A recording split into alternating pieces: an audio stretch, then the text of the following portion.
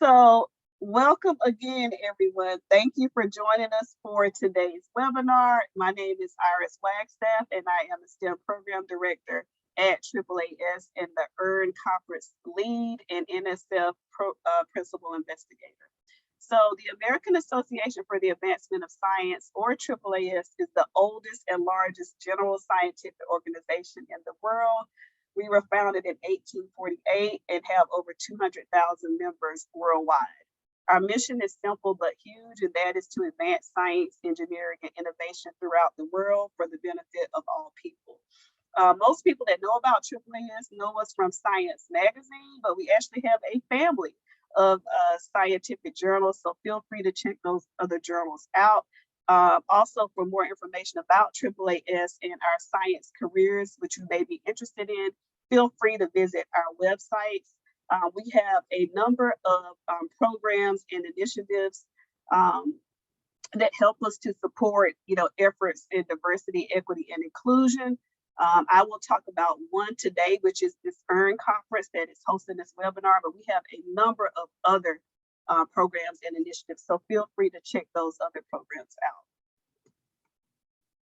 So a little bit about the Emerging Researchers National Conference in STEM, or EARN as we call it. This is an effort supported by the National Science Foundation HBCU UP program, and the goals and objectives are to prepare a diverse pool of students for global careers in STEM and to help students really hone their research and scientific communication skills. We support about 1,000 students each year, undergraduate and graduate students, STEM researchers from around the country to come present their research. Also at the conference, and their research presentations are for prize money. We also have anywhere from 30 to 40 professional development workshops. We have an education and career fair, as well as 4 plenaries with some amazing luminaries in STEM. We are actually working on, our first conference back since 2020, 2021, and 2022 were canceled due to pandemic, but we are visiting hotels now, and we are targeting February for our EARN conference next year.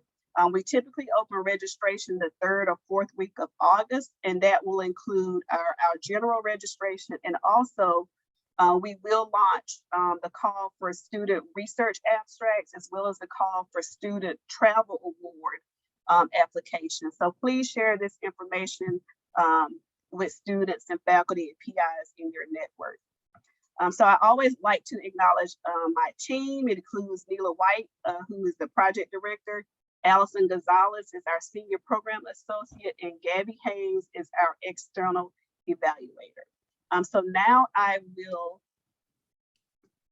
stop sharing and hand it off to our first presenter for today, Gregory Dutton of the National Institute of Justice.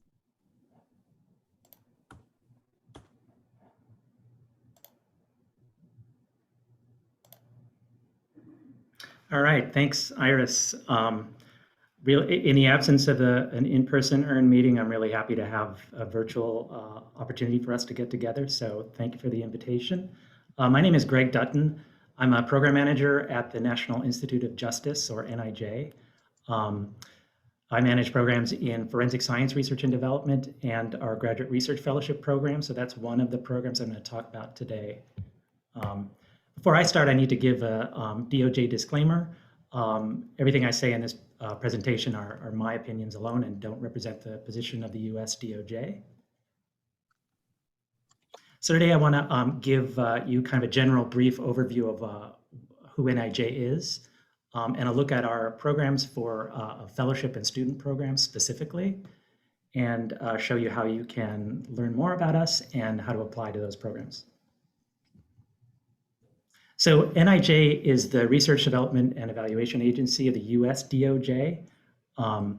We're a science funding agency. We primarily fund external research, mostly at academic institutions. So we are the science agency component of the Office of Justice Programs, which is DOJ's grant funding agency. And our mission is to really bring science to problems of crime and criminal justice in the US. NIJ particularly has a focus on improving justice at state and local level. NIJ has 3 core program areas. The first one, social and behavioral sciences. This really was kind of NIJ's initial mission. NIJ was founded in the wake of civil unrest in the late 1960s. So we have always had strong research in criminology and criminal justice, everything from crime, policing, courts, sentencing, criminal justice reform. NIJ also, for a long time, has funded research in and development into law enforcement technology. So things like bulletproof vests. NIJ develops the standards for bulletproof vests, body armor. These days, we also work on things like communications technology for first responders, unmanned aerial systems. And then the third area is investigative and forensic sciences. That's the area that I work in. It's kind of the most recent of the 3. And we mostly fund external research to improve the accuracy and capacity of forensic science in the US. So NIJ mostly funds external research, but we also do some internal work in developing best practices. So we issue a lot of reports. For example, we issue the fingerprint source book, the national best practices on sexual assault kit processing, things like that. NIJ has a lot of interactions with other federal agencies. So we like to kind of play on the strengths of other agencies within the federal government. We do a lot of work with NSF. Very soon, we're going to have a program to announce with NSF. I can't announce it today. That is relevant to students and internships. So soon, look for that. We also have a lot of interaction with NIST and HHS. So specifically today, I really want to focus on our fellowship and student programs. The first one and the biggest one I'm going to talk about is our flagship fellowship program. It's our Graduate Research Fellowship Program, or GRF. And then I have a few more programs I want to talk about also, but I will first get into GRF. So GRF is actually NIJ's oldest program, I believe. It dates back to the beginning of the Institute. We understand that any scientific community needs to pay attention to the development of the scientific workforce of the future. So the program really is a fellowship program to develop the new young researchers who will move the field into the future, specifically addressing challenges of crime and criminal justice in the US.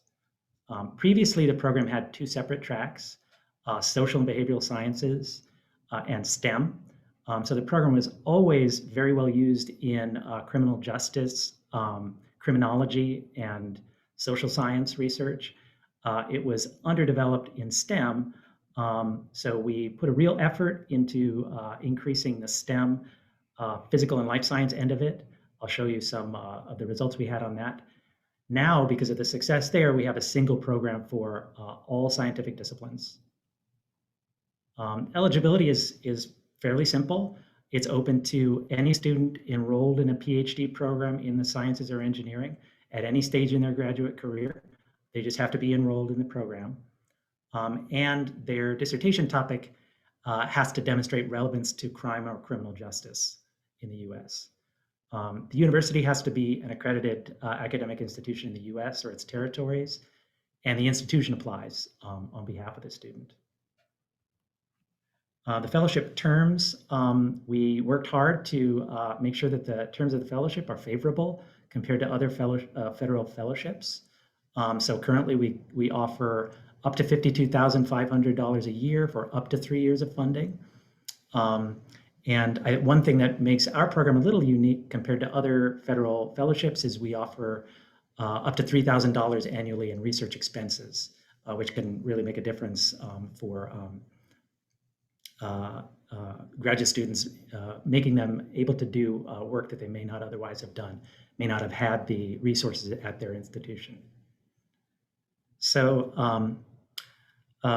just to show you what the program has funded in recent years, so since 2012, we've funded 180 fellows from over 60 unique institutions. And as I said, we worked hard to improve the split between the social sciences and the physical and life sciences. And our host, Iris Wagstaff, helped us when she was a AAAS Science and Technology Policy Fellow to improve that outreach to the STEM community. So we have a pretty good split now. If anything, I think we would like to bring up the engineering end. Typically, we've had about 24 new fellows awarded every year. Just to show you 2020 fellows, the degree programs that they were coming from, it's quite diverse. Anthropology, chemistry, biology are typically pretty common. We see increasingly some interdisciplinary fields, computational and integrated biology, statistics and social data analytics. Those sound really cool. So just want to show you kind of the diversity of the science that we are attracting and funding. These are just a couple of past fellows. They now are researchers themselves. So Christy Mancuso was a 2014 fellow. She now is a postdoc, and she recently had an NIJ research grant funded last year. So she's a new PI. Brent Klein is new faculty as well. Go to our website, nij.gov/grf, and click on featured fellows, and you can see lots of past and current fellows. We typically have an annual solicitation for GRF. It was not offered in 2021 and 2022. Unfortunately, it was canceled this year for budget reasons. We do anticipate it will be back in 2023, so keep an eye out for that. Now, what are our other programs? So GRF funds graduate students to do research at their home institution.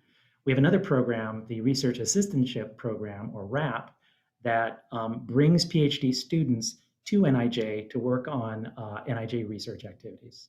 So this gives them the resources to come to NIJ and experience what it's like to work in a federal agency. And it's funding for 1 year. It can be renewed for a second. Again, unfortunately, none of the programs that I'm going to talk about are open now, but we do anticipate that RAP will be announced again in the fall of 2022. Typically, we have maybe 2 or 3 or 4 fellows, RAP fellows.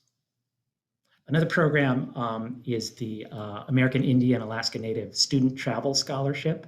So that assists AIAN students to travel to criminal justice conferences in social sciences and in forensic sciences.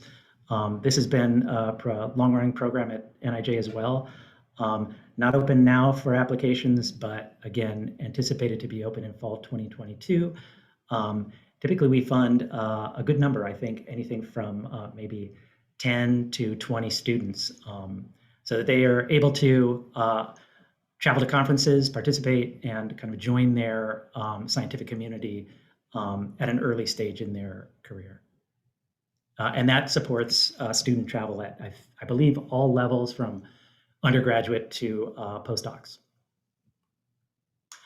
Finally, we have a W.B. Du Bois Fellowship. So this is not a student fellowship program. This is for faculty. But this is a program that NIJ did not offer for a few years, and it is came back in 2021. I believe new fellows, if they haven't already been announced, will probably be announced soon.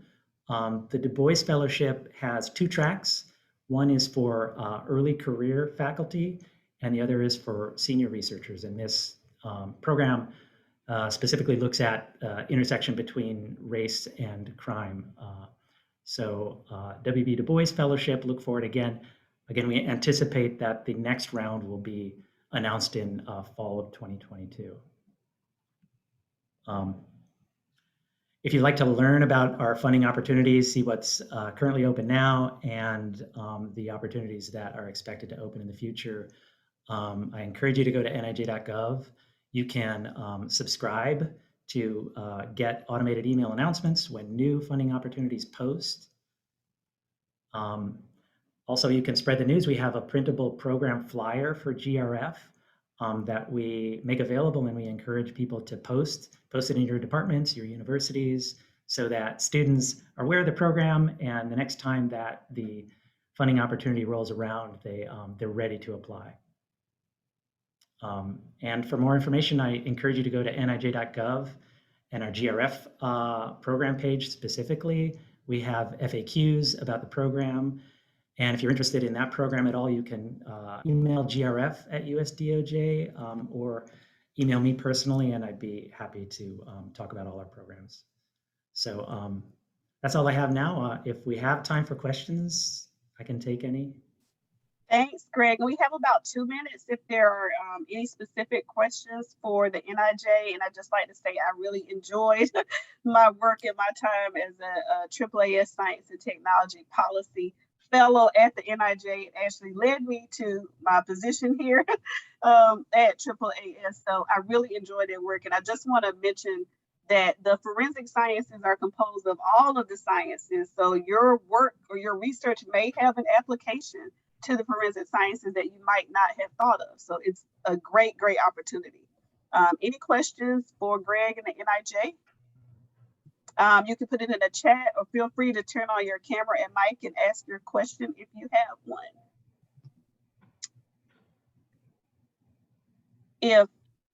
If not, then we will move on to Rebecca, and we'll have about 5 minutes at the end to ask questions as well of any of the speakers.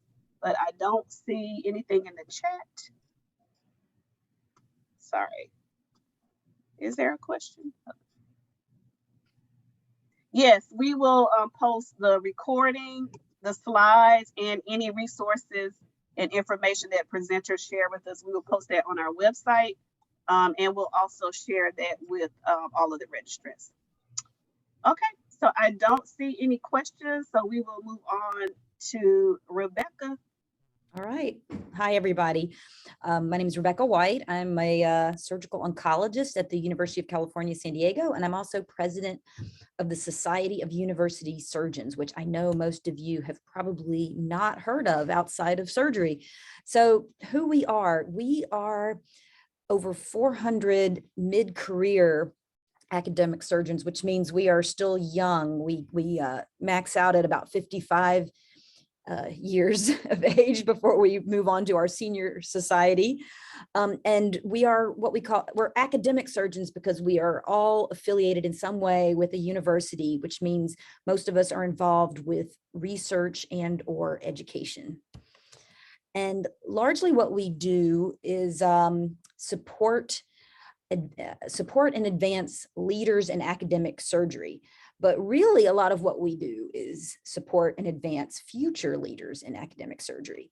So a large part of what we do is we give out a lot of research grants, mostly to surgical residents and surgical faculty.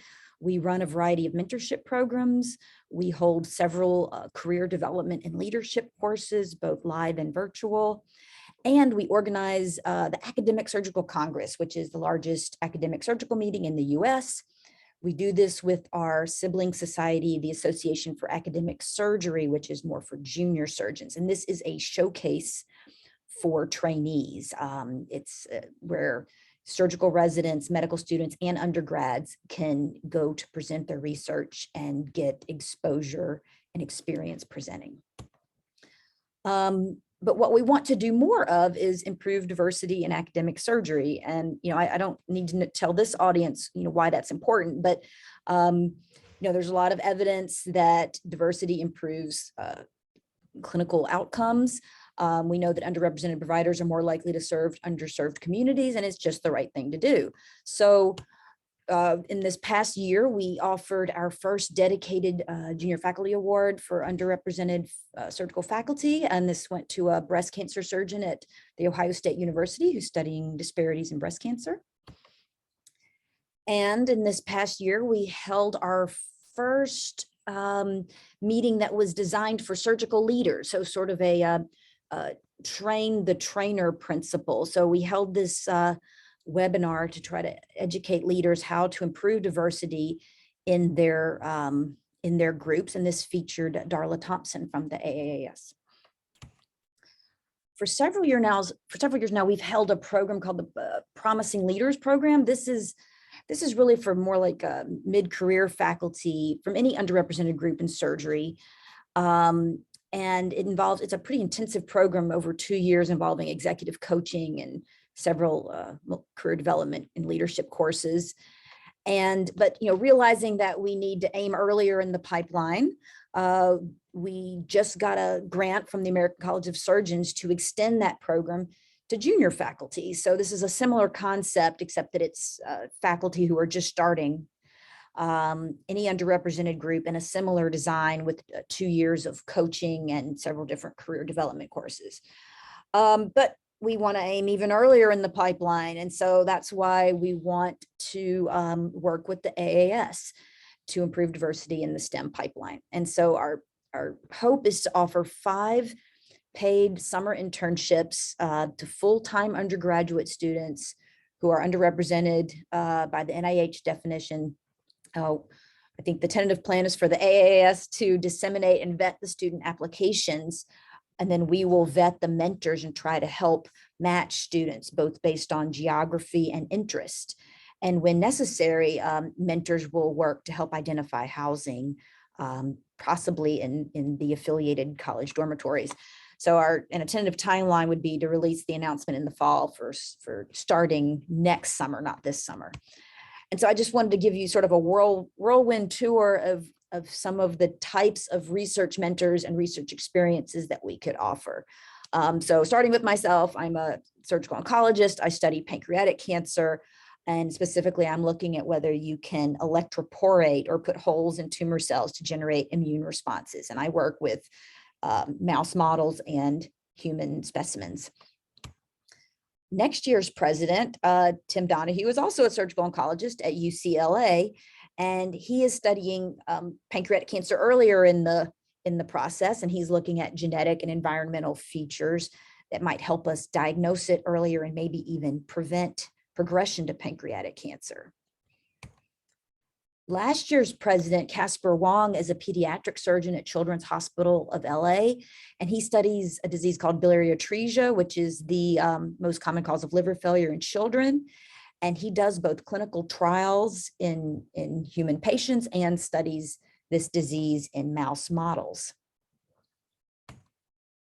Another pediatric surgeon is Katherine Hunter at Oklahoma Children's Hospital, and she uses both mouse models and uses human tissues and studies them ex vivo to look at an even more common disease called necrotizing enterocolitis, which is really common in premature infants.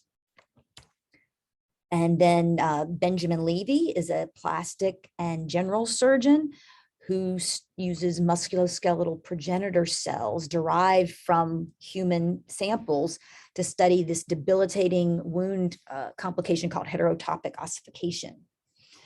Now, not all of us are doing what we call wet research, with mice and or cells.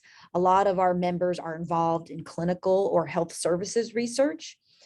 Danny Chu is our current secretary. He's a cardiothoracic surgeon at University of Pittsburgh, and he is trying to study in a quantitative way how a team approach to coronary surgery can improve outcomes. Melanie Morris is a colorectal surgeon at University of Alabama, and she is similarly studying how you can improve outcomes using a system-wide approach to prehabilitation, so getting patients ready for surgery to improve outcomes.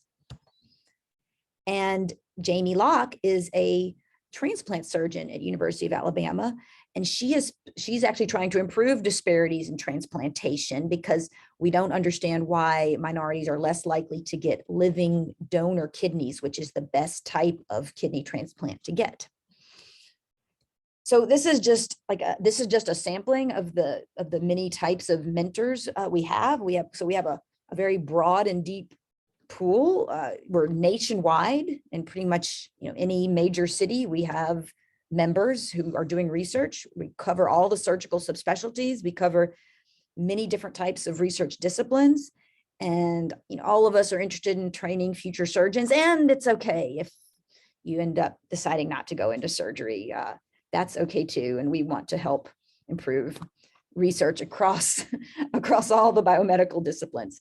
So we really look forward to working more with the AAAS, and I've got my email here and also our website, although the applications are not up yet. Happy to take questions. Thank you, Rebecca, for sharing about the Society of University Sturgeons. It may be a new one for our group, but yeah, we're so glad that you were able to expand awareness about organizations and societies like this, and we look forward to our partnership and collaboration with you to extend these types of opportunities to our earned students. Are there any questions in the chat, or does anyone have a question? If not, you can also ask it at the end, but if I don't think I see any questions in the chat. Okay. All right, I'm going to share my slides as well for your website. Great, thank you so much. Okay, so I don't see any questions in the chat. If there's no one that wants to turn their camera on or come off of mute and ask a question, then we'll move on to Danae to represent NOAA. Thank you.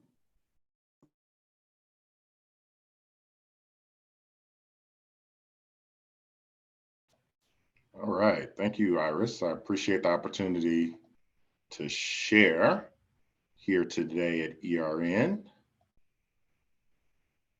All right, you should be able to see my screen now.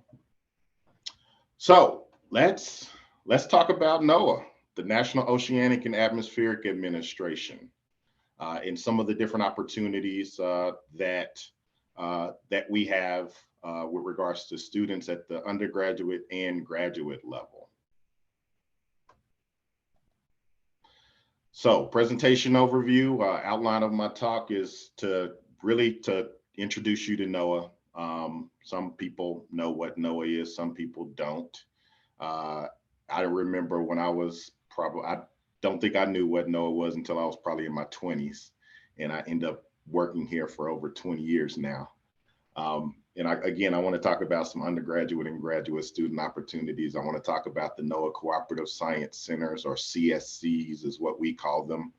And then I want to talk about the Pathways program. And you'll see in this image to the right, these are some of our students that are actually out working in the field during summer internships, playing with fish, working on boats, diving, doing UXS work as well. And so we have a variety of work that we do here within NOAA that I think is really, really cool and really interesting to a lot of different people. So the NOAA mission is science, service, and stewardship. That includes understanding and predicting changes in climate, weather, oceans, and coasts. We want to share all of this information and knowledge with others. So we put out a lot of free information, a lot of free data. And then the final part is conservation and management of our coastal and marine ecosystems and resources. So that kind of spans the mission that is science, service, and stewardship, if I were to sum it up into 3 words. And as you can see in this particular image, I mean, we do everything from go under the ocean, study corals and fish, to launch satellites. So from the surface of the sun to the bottom of the sea is the NOAA mission. And so we're structured in a way that we have multiple line offices within NOAA. So we have a headquarters kind of function, NOAA HQ.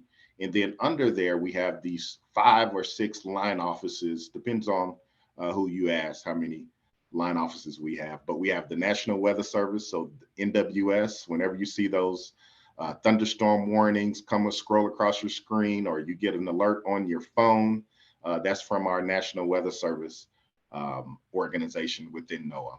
We also have the Oceanic and Atmospheric Research, or OAR. I am part of OAR, working at a research laboratory as the deputy director. And then we have the National Environmental Satellite Data and Information Service. We call it NESDIS. And they launch satellites. Some of the beautiful images like the one you see behind me probably comes from a satellite. We also have, from a conservation and stewardship perspective, the National Ocean Service, the National Marine Fisheries Service for fisheries regulation and coastal management. And then our final kind of line office is the Office of Marine and Aviation Operations. They are it's not necessarily military, but they basically dress in military type clothing, and they go out. They're scientists that go out and they run our ships and they fly our airplanes. And so we have 16 ships and we have 4 or 5 airplanes that fly through hurricanes. And so we do all of that work to collect information so that we are able to provide warnings to the public. So like, again, I said, the surface of the sun to the depths of the ocean is our mission. We develop tools and technologies to support a vital economy of over 4.6 trillion in terms of activity at our ports. Again, I talked about the forecast. This is the cone of uncertainty, a forecast for Hurricane Matthew. We have the National Hurricane Center within our purview. We work with emergency managers to understand the impacts of weather, and that's over $485 billion worth of impacts. And then when you look at the 5-year averages from shipping and landings and value, we very much so are a country that export a lot of stuff, and you got to have really good shipping information, bathymetry information, so that you can get these huge container ships into the ports. And so when you talk about landings, it's over 9.7 billion. In terms of value of those products is over 5.2 billion with regards to the 5-year average. And so finally, in terms of the impacts, in terms of forecasts, we do forecasts of harmful algal blooms. Folks in Florida, you'll know all about some of these harmful algal blooms if you live out in that area. And we, the value of the impacts of those forecasts is about $82 million on an annual basis. So let's move on to, now that you know about NOAA, kind of our mission. Now let's talk about some of the student opportunities at the undergraduate level. We have a program called the Educational Partnership Program with Minority Serving Institutions. That is exactly the program that I came into NOAA through. And so I was a student at one time, kind of long ago, and I applied for a program similar to this, and I got into this particular program, and now I'm 20 years later. And this particular picture is of one of our more recent EPP MSI Scholar classes. As you can see, that particular scholarship is really focused on folks that come from underrepresented groups. So whether you're Black, African-American, Hispanic, female, we are looking to bring you in. And again, it's all about the money, right? We got some money that'll go with it and some internship opportunities. So what are those internship opportunities? I was already talking about the EPP program. We bring in about 10 to 15 students per year. That comes with 2 paid summer internships. We give you about $9,500 for the summer for each of those 2 years.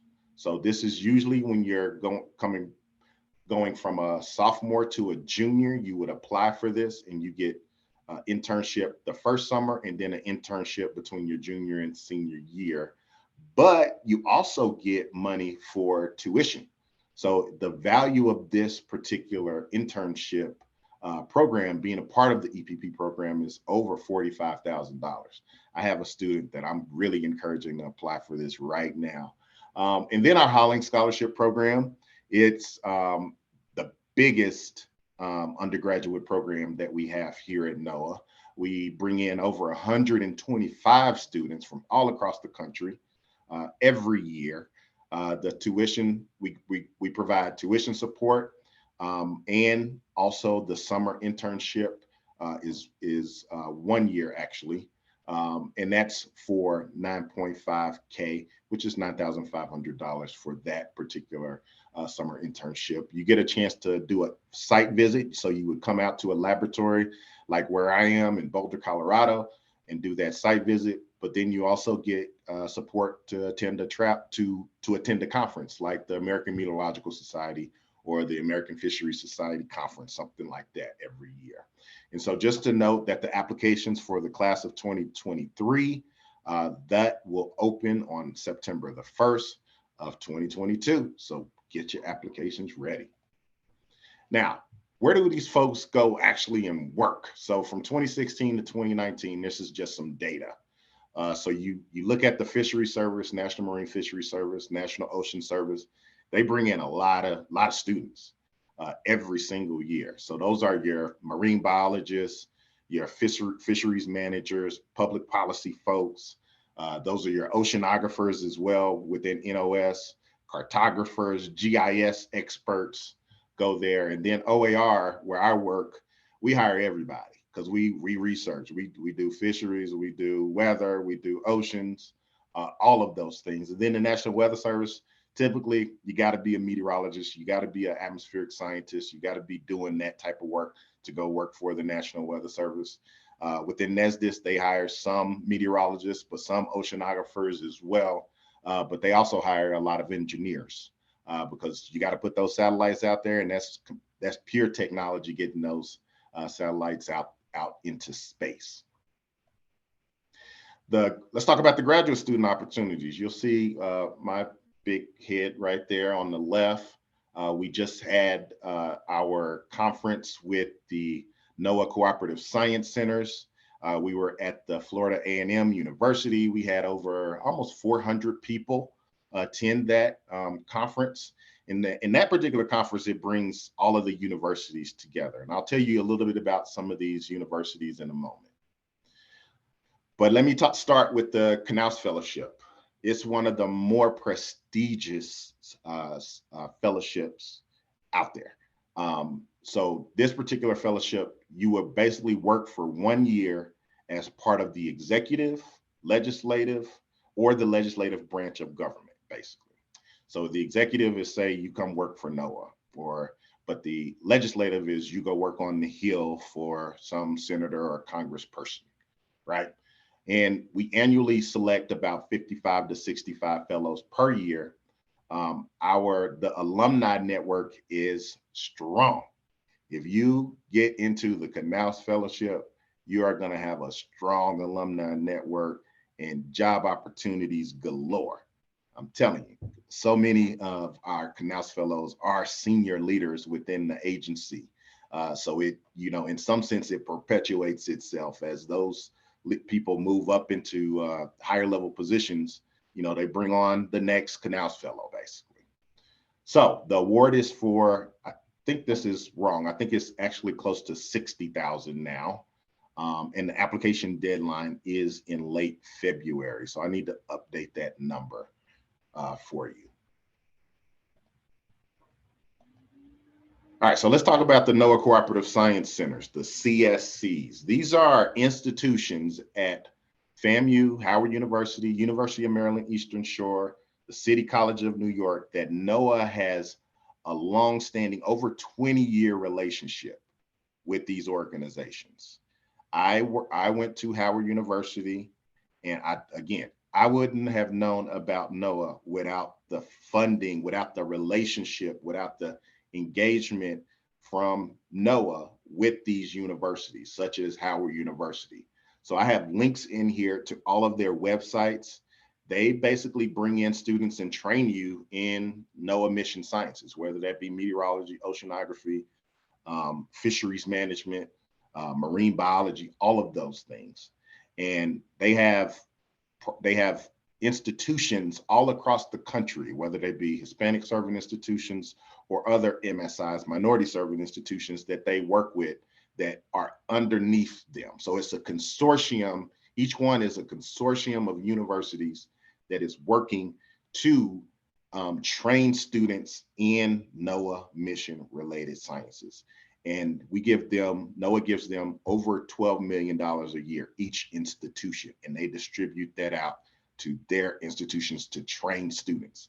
So if you're in grad school, that means if you want to be NCASM, NOAA Center for Atmospheric Science and Meteorology student, you would get your funding basically comes from NOAA, right?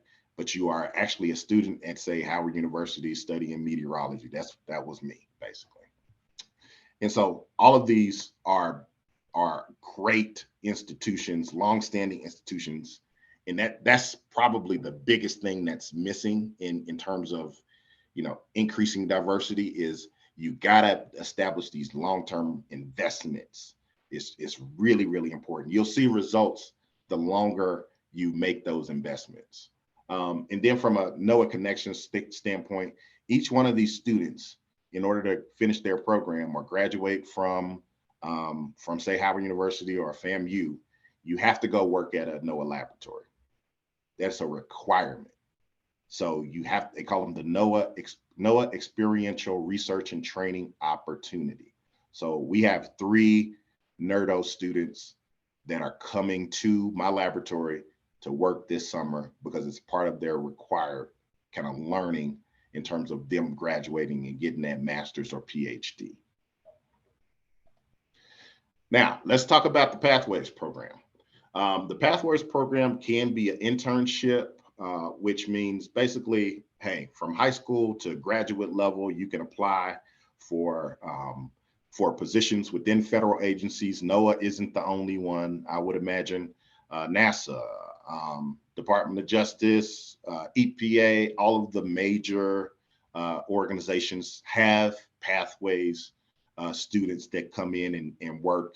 And the benefit of going through Pathways is that, you can be directly hired, basically once you get into that particular program. There's also the recent graduates program, which means you have to have completed a degree within the last couple of years. The PMF, which is the Presidential Management Fellows, those folks with qualifying advanced degrees can be hired on through the PMF option as well. And again, conversion of these, you're basically a federal employee. We can convert you into a full-time federal employee after you finish the Pathways program.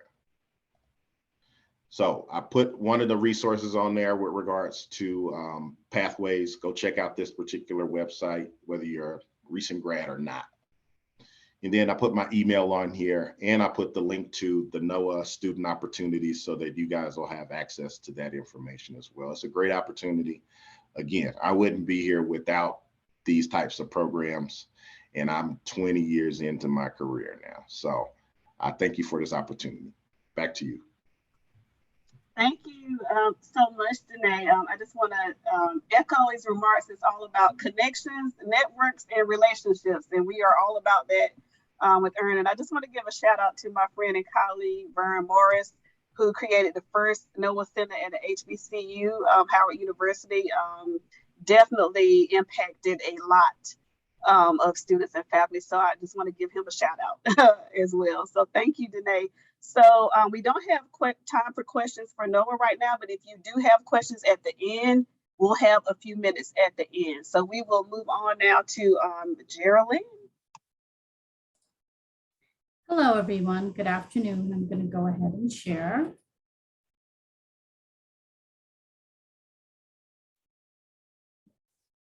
Just give me a second to set up and get the full screen. Apologize for that. Oh, moved a little bit too far. Just hang on a second. Sorry about that. Having some technical issues here. Okay. Here we go. Okay, so good afternoon, everyone. My name is Geraldine Cortez, and I am the branch chief of a new division within Agricultural Research Service, which is one of 29 agencies within USDA. And our sole focus in the branch is outreach and recruitment. So I'm going to provide a very quick overview of the Department of Agriculture and then get specifically talk about the Agricultural Research Service. So as you see here, USDA is made up of 29 agency offices with nearly 100,000 employees. And basically we're located across the country and actually abroad.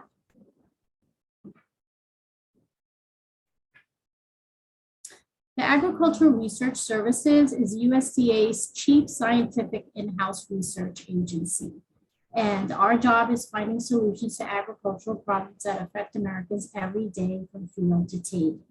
So we have about 660 research projects within 15 national programs, 2,000 scientists, postdocs, 6,000 employees, and 900 plus research locations all over the United States and the world. And our ARS national program areas are listed below. Our locations, as I mentioned, are widespread throughout the nation. We are broken up into 5 geographic regions. So there's lots of opportunities throughout the United States for students and those interested in employment or internships with ARS to participate. Our headquarters for ARS is in Beltsville, Maryland. We also, the National Agricultural Library is part of ARS, and it houses one of the world's largest collections devoted to agriculture and its related sciences. And as I mentioned, there's 5 geographic areas. If you go into the ARS website, you can actually click on this map and it will show the research facilities in each of the different regions. So that's a neat feature if you're interested in where we're located. Career opportunities are found on our ARS USDA.gov webpage. Scientific occupations that we recruit for are those that are listed on the slide. And again, I mentioned the different areas of 5 geographic regions. As you can see, the different regions focus on different types of research. And if you go into the website, you can see what those different research projects and facilities focus on. So for example, Pacific West includes California. And so you see blueberries and crops. And then we have the buffalo and the plains area and farming and et cetera. So very interesting stuff. All our current vacancies are listed at USA Jobs, as well as student employment opportunities, because that is a requirement. We also post our positions on LinkedIn. So if you have a LinkedIn account, then you can go in and see the current positions that are in there. Internships and student employment opportunities, as many of the federal agencies do provide and utilize the Pathways program, so does ARS. This is a program that we're going to expand this coming academic year and beyond that with the newly created talent outreach branch, as I mentioned, which I had. And there's 2 components of the program. There's the intern program, which is focused on current students, and then the recent graduates program.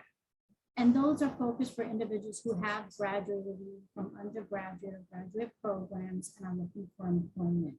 And again, any of those types of opportunities, it is required that they're posted on USA Jobs, so you can go on USA Jobs directly or the ARS website to see those positions. We also have a very strong partnership with HACU, which is a Hispanic Association of College and Universities, and many of our research laboratories take advantage of this program and hire students every semester. There's 3 semesters into summer, fall, and spring. And it's a paid internship opportunity. Students have to apply through HACU. They're sort of like a third-party contractor, but they have a very well-established relationship with ARS, and there's lots of interesting opportunities. These internships do not lead to competitive employment, but it gives students an opportunity to see what work looks like in the research lab, and piques their interest. And often students continue doing internships with HACU over several semesters. And then they will either apply for fellowships or other opportunities, or opportunities that come in the way of the Pathways programs or recent graduates. We also have the Agricultural Research Service Postdoctoral Research Associate Program. And again, it's another opportunity. Applicants must have completed requirements for a PhD, and all this information is on our website. For faculty in particular, we have the 1890 Faculty Research Sabbatical Program, which is a wonderful opportunity for faculty to work with other faculty members and other universities and colleges on joint projects. And so recently, We had the nominations for that and that period closed, but it'll open again next year. And again, there's information on that on the ERS website. And we would look into 1890 faculty research sabbatical program, but it's an excellent program for collaboration and sharing of ideas.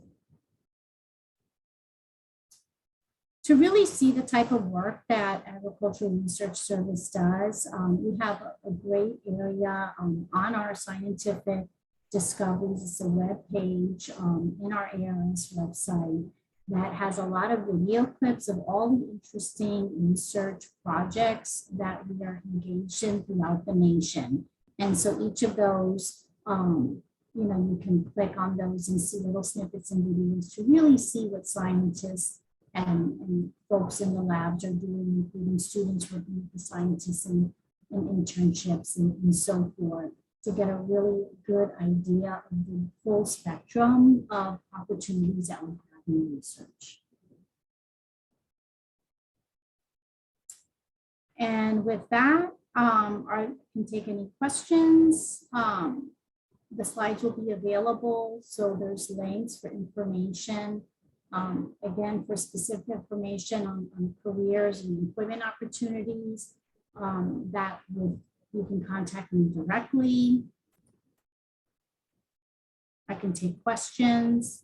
Thank you so much, Geraldine, for sharing about the USDA. I know all of the STEM disciplines definitely have an application with the work of the USDA as well. So thank you so much for sharing those opportunities, resources, and information. Is there a question in the chat, or would someone like to? I see a question from Lydia. Are there opportunities for international students? Actually, yes, there actually are some, and if they could email me directly, because there's a process for that. But yes, we do have a few. Yep, great. And you can feel free to drop your email in the chat as well, but we will be sharing the slides as I mentioned before. Any other questions for Geraldine and the USDA?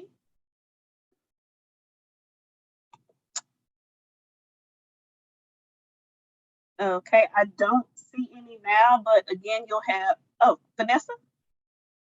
Oh, I was just going to ask, I'm the STEM coordinator of student engagement and industrial outreach at St. Mary's University. I'm really excited for all of the presentations today. And I believe that, telling students and informing them of these excellent opportunities would be amazing. One thing on my radar, and going back, I know, Mr. Dutton, that they're not publishing the internship yet, but is there a window? Is it the fall or the spring that you would be considering opening up the internship? Because I primarily work with undergrads, so I'm selfishly putting a plug for Okay, and this is for NIJ? Yes. Okay. Yes. So, sorry, yes.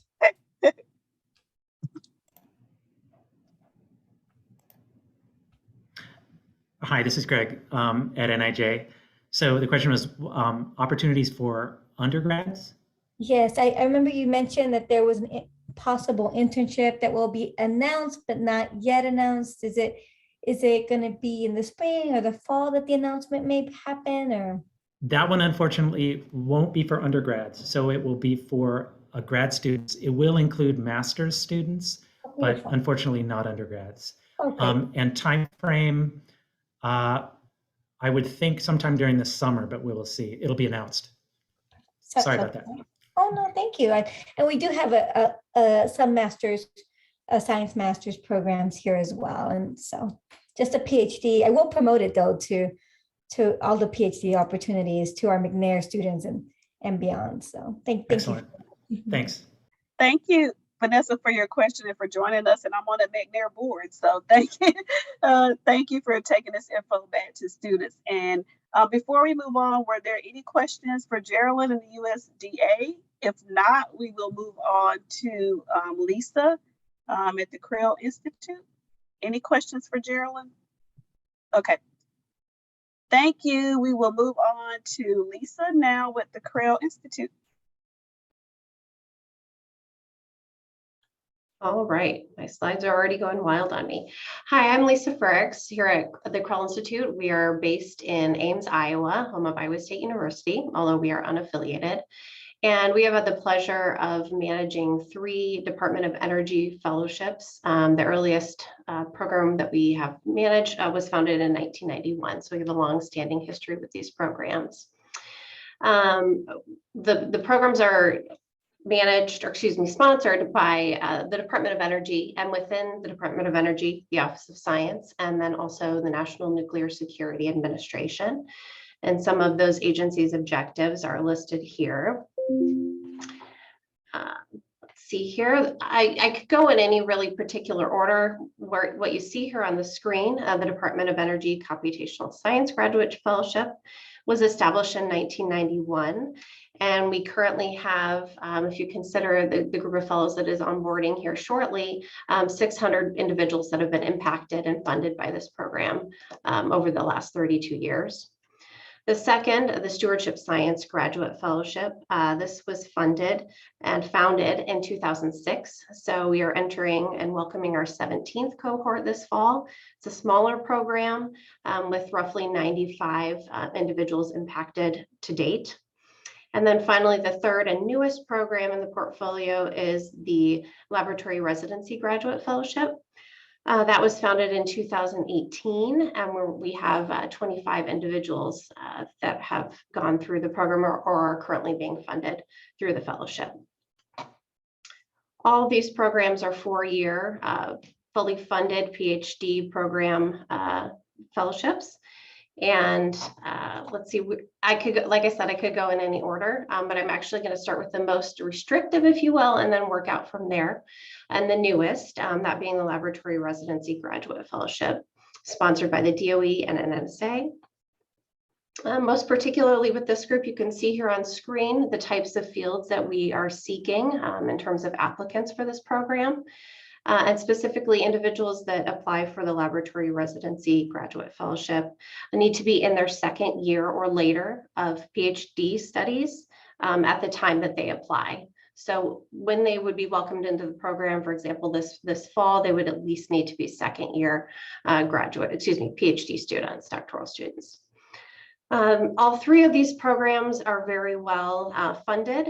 Individuals, their experience for over the full 4 years is estimated at about $500,000. They receive a $38,000 annual stipend, full payment of tuition and fees, and on down from there, including an annual professional development allowance. So that's a universal list of benefits, at least across all 3 fellowship programs. The unique aspect of the Laboratory Residency Graduate Fellowship, is the residency component. And the expectation there is that these students will spend at least 2 12-week periods at one of 4 national laboratories, defense laboratories in this case. So they will be spending on-site time for at least 24 weeks at one of those facilities. And typically what we've seen now entering the 5th cycle with this program is that they choose a single facility and remain there for the duration continuous of those 24 weeks. This gives them really unprecedented and very unique access to research being done. They can make a significant impact in that time and also foster and strengthen collaborations between their university and the laboratory, and then of course, pave a path for them beyond the fellowship term. So I talked a little bit about the residency opportunity, and the Laboratory Residency Graduate Fellowship is open to US citizens. And again, folks need to apply when they're looking at their 2nd year or later of doctoral studies. The Stewardship Science Graduate Fellowship, this has been around the 2nd longest, that again founded in 2006. Focuses on some different aspects of science, in particular materials under extreme conditions, high energy density physics, and nuclear science. Again, similar benefits to LRGF. This one's a little bit more expansive in terms of who we are looking for. Again, open to US citizens. And this particular program does accept senior undergraduates or students in their 1st or 2nd year of graduate study. So a more expansive group of eligibility in terms of folks that we bring into the program. So we are looking for applicants, coming out of undergrad and beyond for this particular program. This program, unlike LRGF, does include a program of study. So at the time of application, the student is required to outline their research and what they plan to do and how they plan to execute that academically over the course of their fellowship. And that is reviewed as part of the application. And that must be completed by the fellowship's third year. Laboratory sites.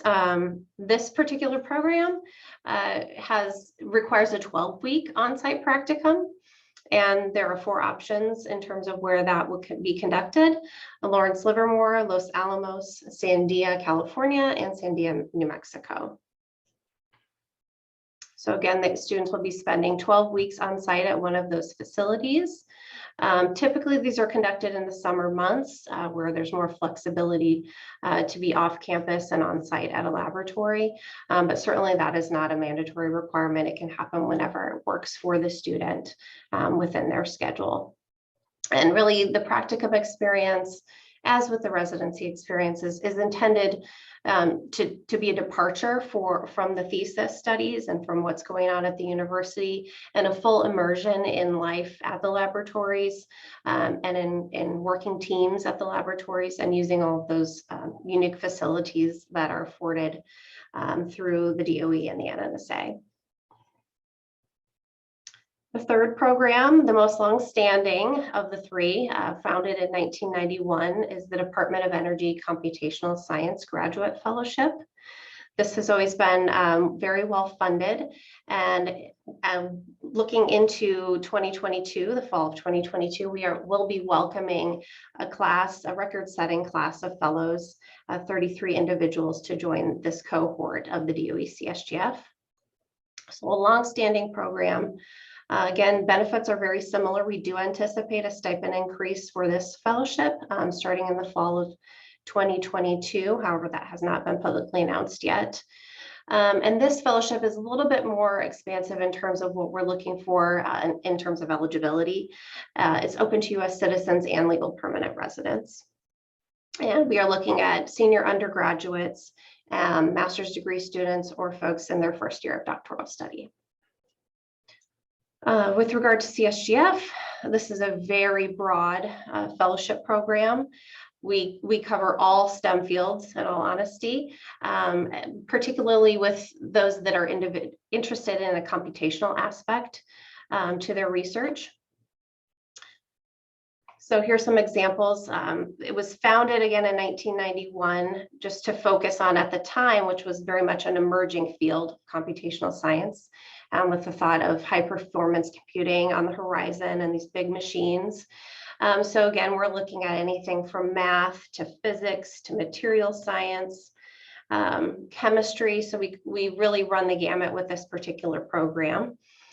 Folks in the traditional CSGF should have a science or engineering application for their research.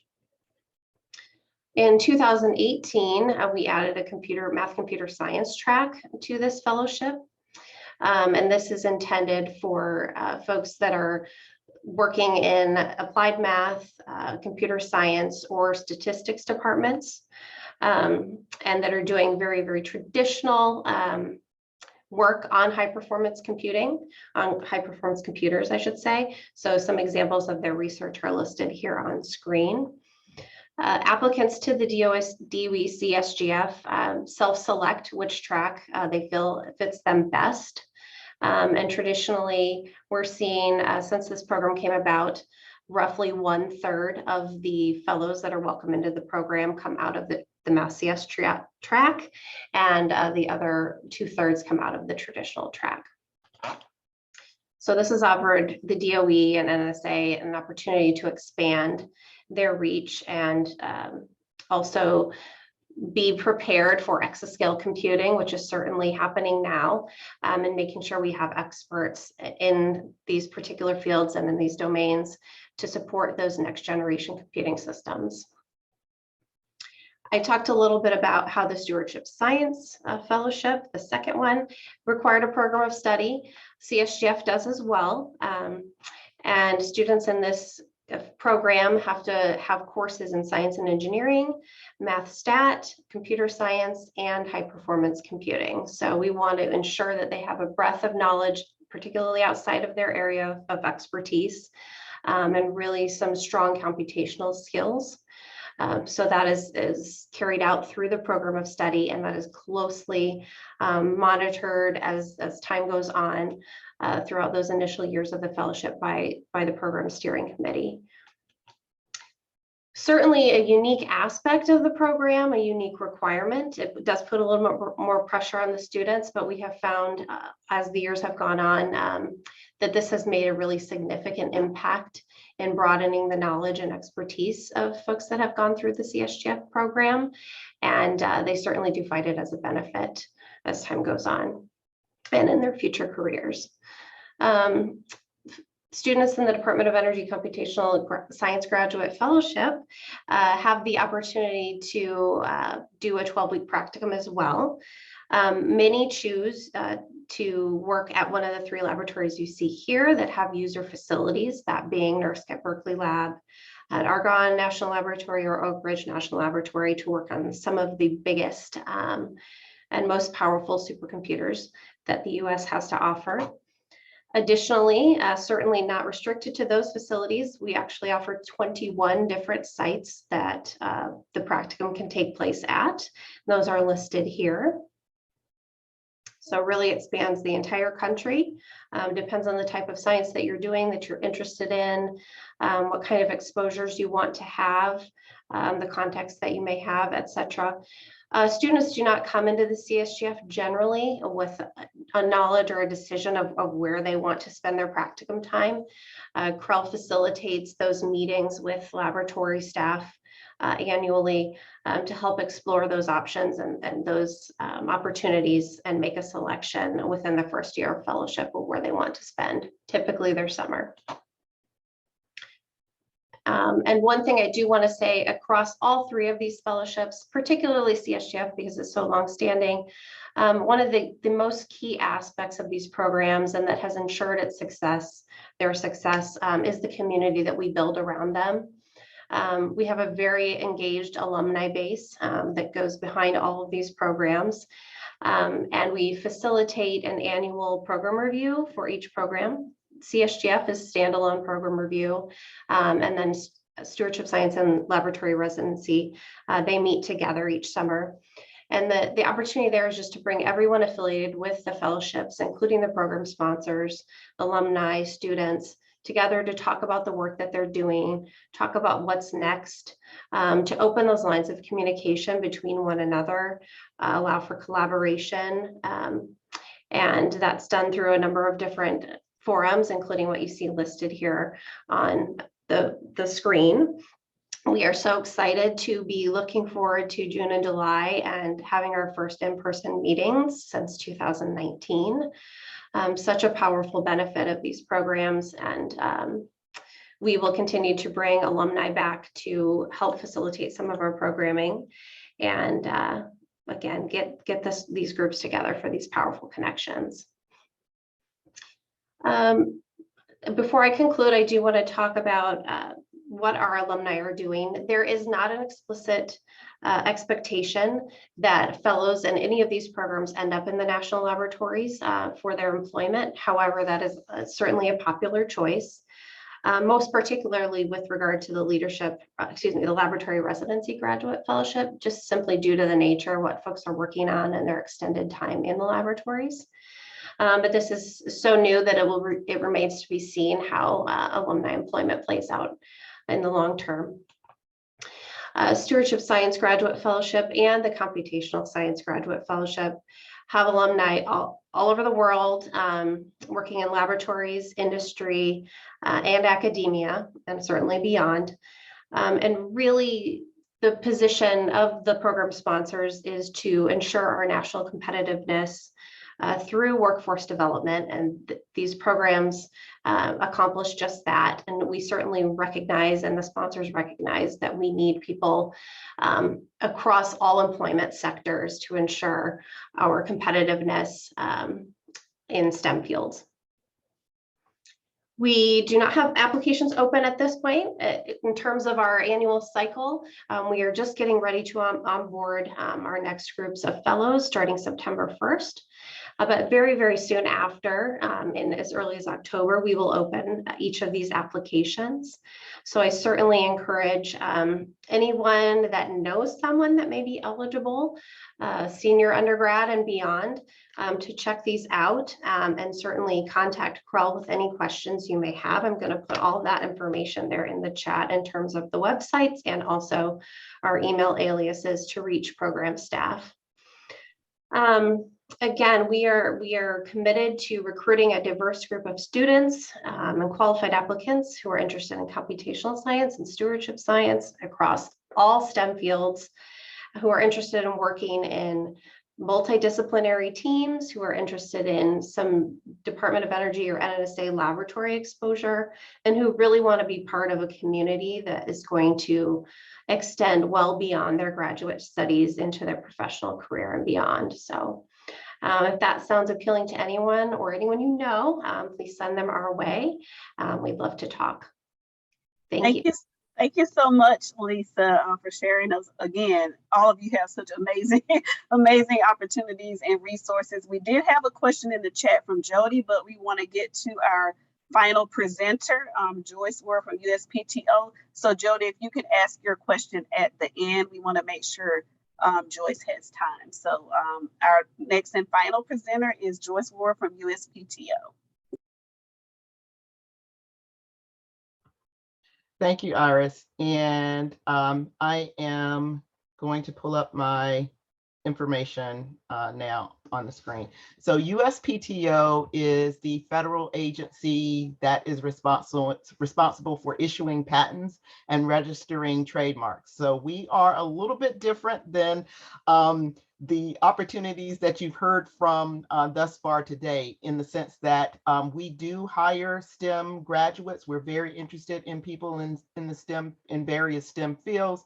Our opportunities are not research-based and in the lab. They are primarily working as patent examiners at the USPTO. So this is a group of people that is responsible for issuing patents. So when people have new ideas for inventions that they have now reduced to practice, they're filing those applications. They send those to the US Patent and Trademark Office. And the job of USPTO patent examiners is to examine the applications to determine if the inventions or the inventions described in the patents are novel, are useful, are non-obvious. And so it is a very exciting and rewarding career with lots of opportunities for advancement, as well as workplace flexibilities. So it is a wonderful place to work. And I'm not just saying that because I am at the USPTO, but it really is a wonderful place to work. As far as our opportunities for students, we are very excited that we this year for the first time have paid internship opportunities at the USPTO.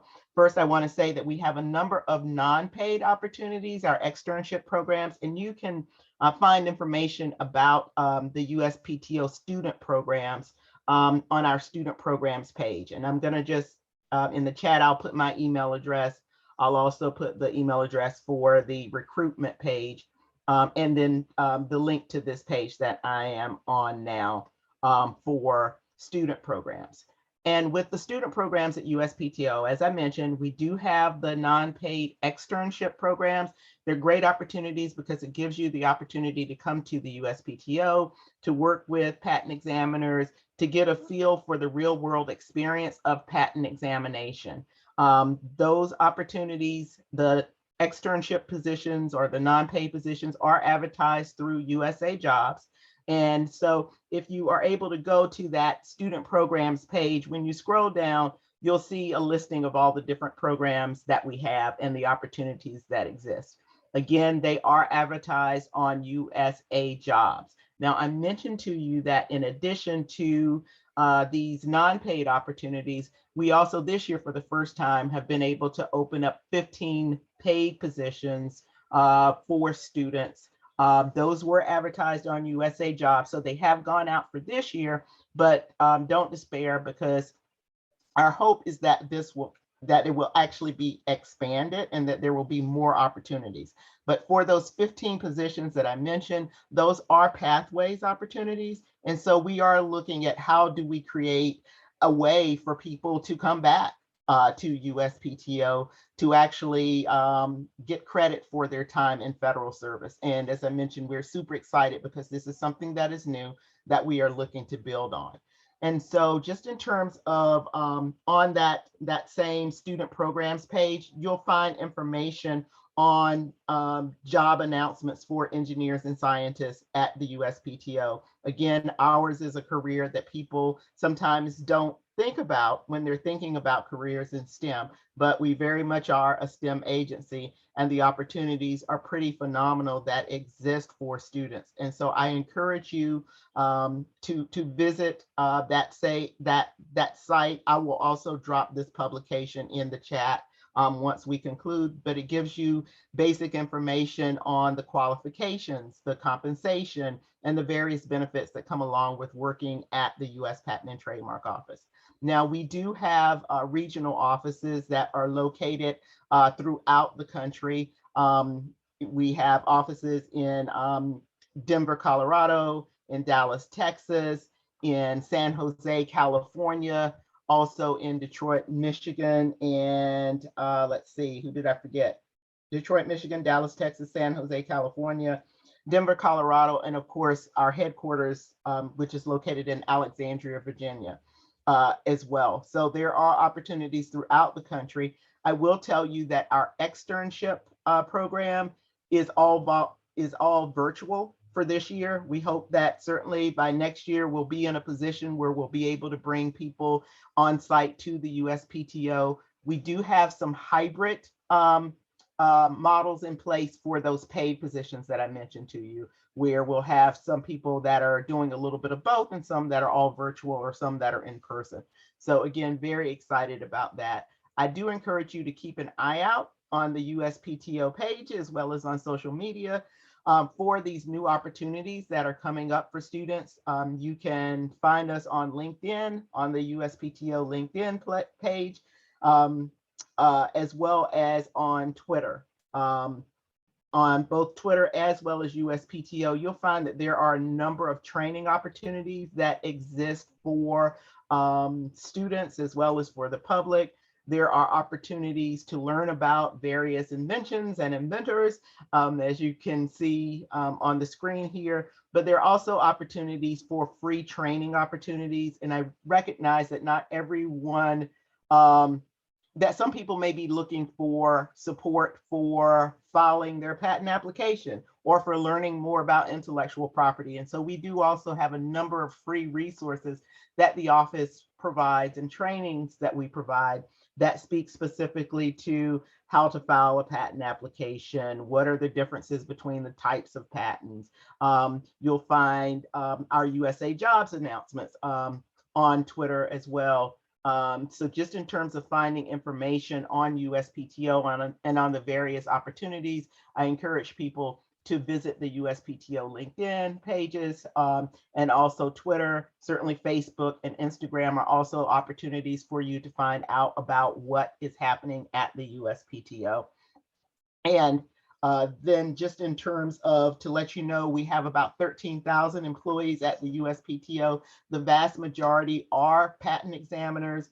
In order to be a patent examiner, for the most part, you have to have a scientific or technical background. We do have design patents, and design examiners have a different type of background generally, but for the vast majority of the offices, a scientific or a technical background is required.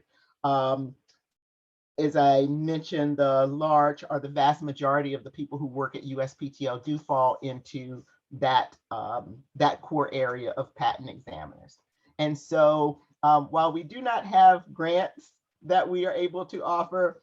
We do have experience that we are able to offer to people who are interested in novel and interesting career paths that require STEM graduates. And again, it might be something that you haven't explored before, and I encourage you to visit the USPTO website to learn more about the opportunities at the office and also the opportunities for advancement within it. It's a well-kept secret in some ways. And so I just am happy to answer any questions about what the office does or the resources that we offer. And again, please do keep your eyes peeled to LinkedIn and Twitter for the additional paid opportunities that are going to be offered within the U.S. Patent and Trademark Office. And I can stop sharing. Thank you so much, Joyce. We are really, really appreciative and grateful of our ongoing collaboration and partnership with USPTO that we started officially in 2018 with our HBCU Making and Innovation Initiative. So thank you so much. But I'm always looking for ways to extend, the awareness and sharing opportunities across all of our projects. So thank you so much. We have a number of questions in the chat, so we want to leave time for that. I did drop the survey link in the chat in case some people might have to leave early. We will also send the survey via email to all participants after this, but feel free to go ahead and unmute and ask your questions. Even if you put it in the chat, feel free to go ahead and unmute now. And then I would be remiss if I didn't share some of our AAAS and NSF opportunities. I'll share that in the chat as well. But please feel free to go ahead and unmute and ask your question, even if you put it in the chat prior. I did respond by a direct message to 2 questions I saw in the chat. I don't know if you want me to repeat that broadly or. Okay, no, if it was answered, any other questions that might not have been answered, feel free to unmute and ask your question. I did have a question. I mean, I was really excited when Lydia brought up the international student question. I wrongly assume a lot of federal funding doesn't, usually allow for that. But if your program does, or if there is something that you could provide me for a resource, we do have a significant international student population that I'd love to promote your program to. This is Greg at NIJ. We don't normally promote the fact, but our GRF program, the grants are to the university, and so we don't have a citizenship requirement for the student. As long as they are able to, so they need to be enrolled in the program at the university and able to be paid salary by the university, but we have no citizenship requirement.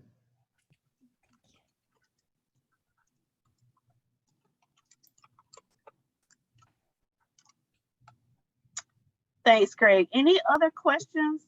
Feel free to come off mute and ask your question.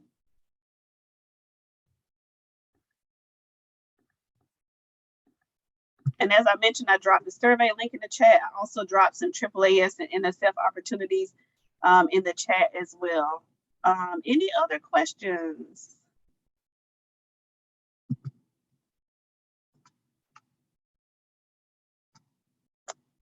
Okay, if not, then I will share my closing slide.